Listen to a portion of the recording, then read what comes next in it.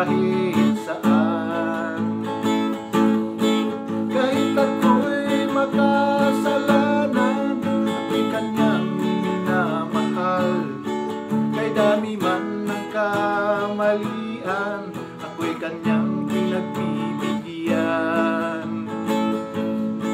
Ngunit anong aking iginanti sa aking kaibigan, nang dahil sa aking kasalanan, ipinago siya sa krus. Puso ko'y kumakatok, di siya pinagbuksan. Ang di na makaya, siya ang tatawagan.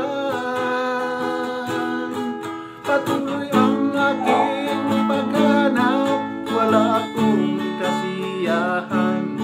Mayroon akong ibig malaman, ang sagot ay di ko alam. At sa banal na kasulatan, ang totoo ay nalaman. Si Jesus na aking kaibigan, siya pala ang kailangan. Binuksan ko ang puso at siya'y pinapasok.